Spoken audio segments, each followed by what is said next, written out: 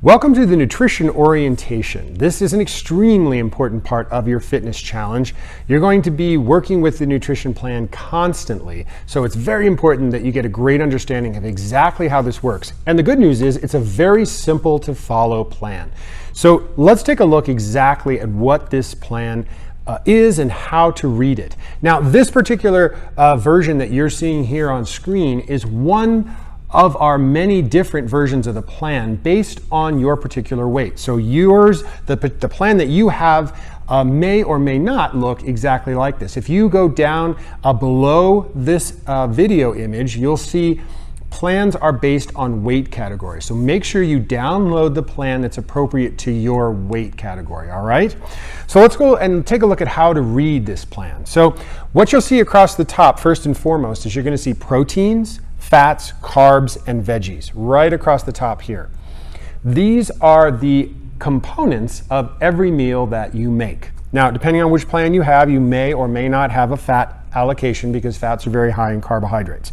But as you can see, there's lots of different food choices, so it's a very flexible plan in that regard. And you also don't need to count calories. That work has been done. We handle that here. You'll notice there's a portion size associated with each one of the foods.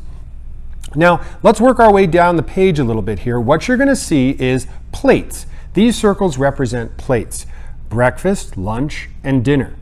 So let's take a look at how you would assemble, for example, a lunch if you're working on this plan. So right here we see 0.5 carbohydrates. It's orange, matching the orange carb section. So 0.5 meaning it's only half of a serving. Well, each one of these numbers here reflects a full serving. So for example, if you chose pasta as your carb, one full serving is 1 cup of pasta. So since on this plan you're allowed a half a serving for lunch, you would have a half a cup of pasta. Then you can see here you have 1 serving of protein. So let's say, for example, you went over here to the protein category and you chose, say, egg whites. 6 egg whites. So since you have 1 full serving available, 1 serving of protein is 6 egg whites. So now you have your half cup of pasta, 6 egg whites, and then you get a green number 1, which green is associated with the vegetable column. So as you can see, you can have 1 serving of any vegetable. Now, let's take a close look at this vegetable column because it says any vegetable except. Go ahead and underline that word when you print out your plan because except is really important. There's nothing wrong with peas, carrots, and corn, and all kinds of squash.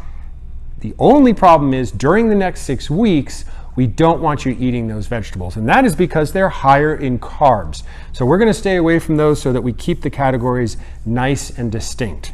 All right, now you may be wondering, well, what is this? Why is there this protein palm, carbs fist? What does that mean? Well, what that means is if you are caught without a food scale at some point, you can take a rough estimate that if, let's say it's venison, 6 ounces of venison is about the size of your palm. So if you take away your fingers and you just put it in your palm, that's about 6 ounces of venison. But obviously, that's an estimate.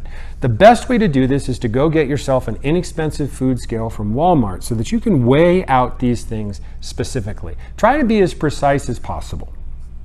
Okay, you'll also notice a note here that says meal prior to workout should be finished 2 hours beforehand.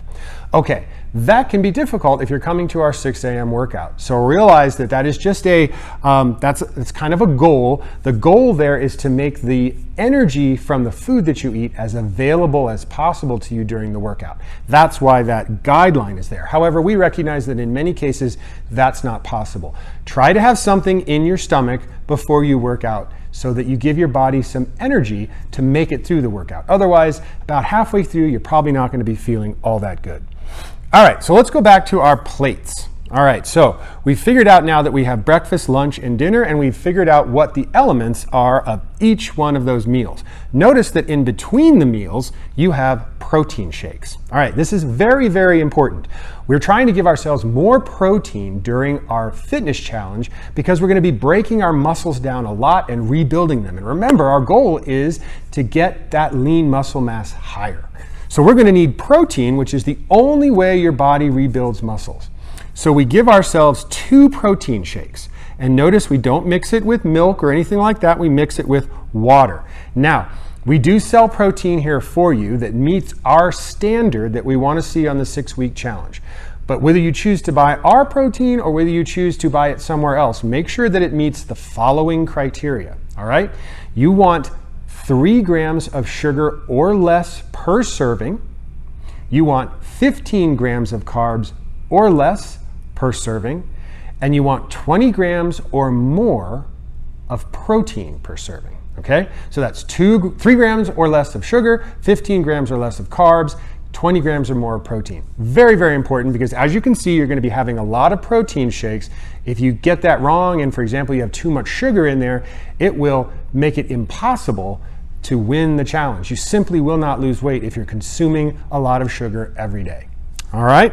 So down below that, what you're going to see here are some sample versions of ways of putting together different ingredients from the top to make a breakfast, a lunch, or a dinner. All right, so that's just to give you some ideas, once again, of how that can work. The mantra, the thing you need to know most about this plan, is written right here in big black ink.